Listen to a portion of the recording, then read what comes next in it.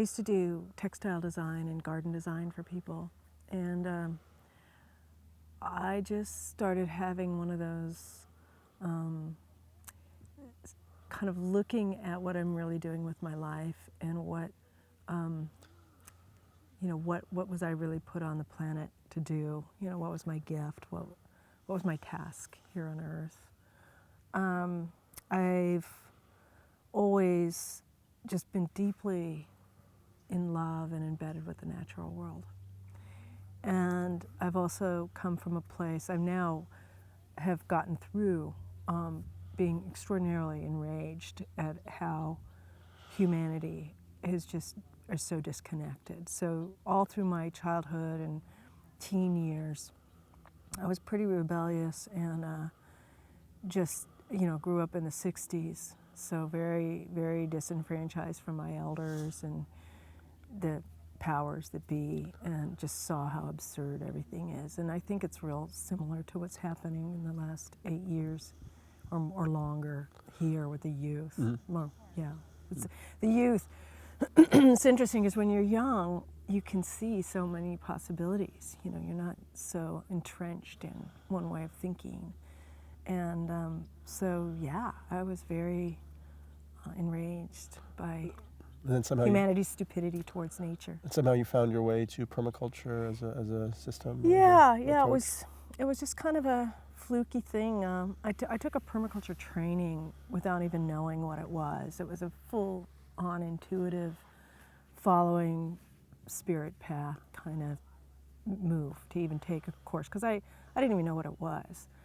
And a woman was at my house who was there. She has a farm similar to this up in Oregon, that she said there was a training starting, and I was just kind of in this situation where it's like, what am I going to do with my life kind of thing, and I just went blindly without having a clue. I literally thought it was, a new hairdo, or I had no idea what it was. This word permaculture. So what is permaculture? Well, to me, what it is it's, the system of permaculture it's like a design science. It's rooted in observation of natural systems.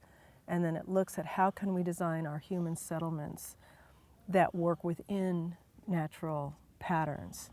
So it's basically designing human settlements that have the stability and the resiliency of a natural ecosystem. So it uses natural principles, and there's a set of principles and techniques and strategies, all very practical, very easy to be able to kind of get up in the morning and make decisions, kind of using these principles. What are the basic principles? Well, things like, supporting biological diversity would be one, that you don't want to have a monoculture, just all one kind of plant in your garden or in your farm. Even with livelihoods, you can transfer it to maybe having multiple skills, because then you'll create a more stable situation for yourself. Other ones would be things like using biological resources. Go for the low-tech living system approach first, if you can do it that way. So, for example, treating sewage or cleaning water, using biology, because biology is just so incredibly complex and beautiful, all creation, life, and we know so little about it. So it's like finding biological solutions first. So it doesn't necessarily eliminate, computers and technology and things like that. We all use them. But it's definitely saying, let's find, biological solutions. There's also things like, how many functions can you get out of everything you do or you design? So by design, if you have a pond that, cleans water, you might be doing aquaculture, it might be harvesting rainwater, it might be good for fire, to help keep your landscape more fire safe, and also where you locate that pond. A greenhouse you might attach to your house, and it heats and cools your house, it grows food, it might also process gray water, it might harvest roof water.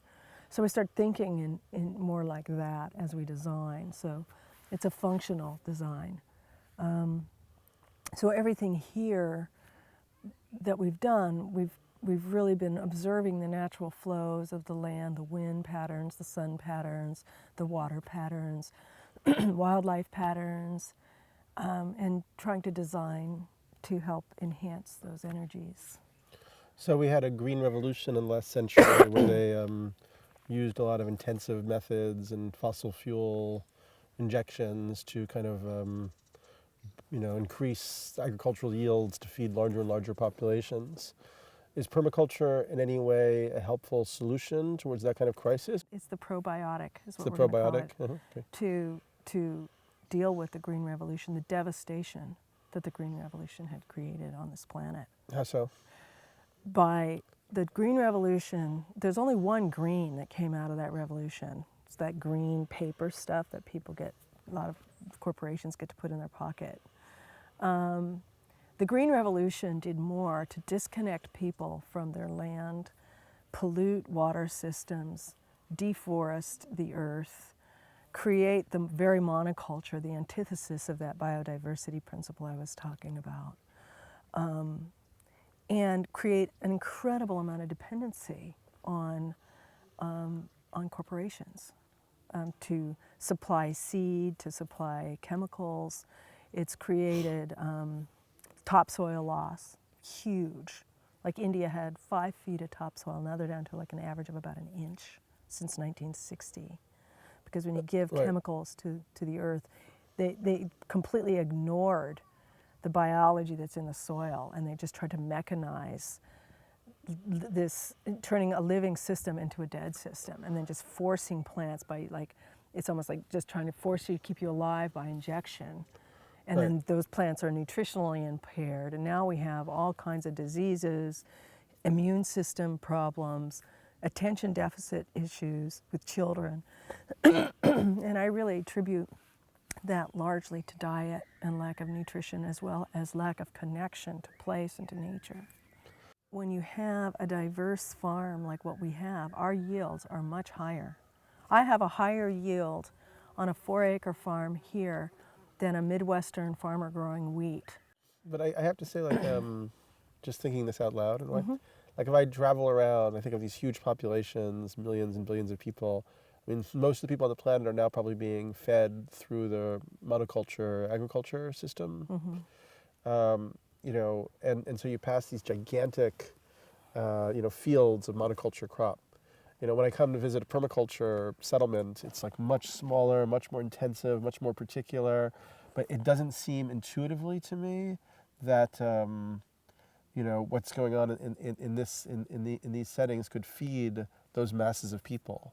And I could be wrong about that, because we may reach a critical threshold soon where as fossil fuels become less available, as this economic crisis gets worse, we may have to find an actual replacement for the, industrial agriculture system.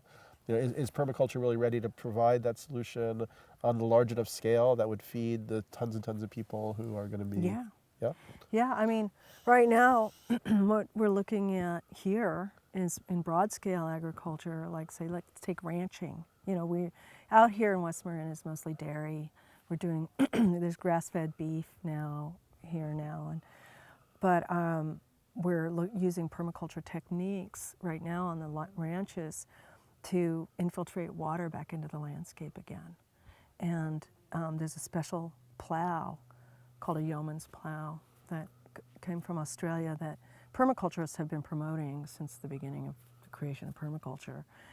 And it's a plow that doesn't disturb the topsoil, and you can, it's like a subsoiler that you can kind of break open the earth where it's been compacted and hardpan, and the water, just 100% of the water runs off, 88, 100% runs off, because it's compacted clay soil on all the hills around here. And you can actually pattern it so when the water, you create these little furrows, the water goes in the furrows and then it gets spread out on the landscape. And so you pattern it so it's just slightly off contour, so that when the water goes in, it runs and infiltrates because you've broken up the hardpan. And it's increasing not only the productivity of the pasture, but it is sucking CO2 out of the air.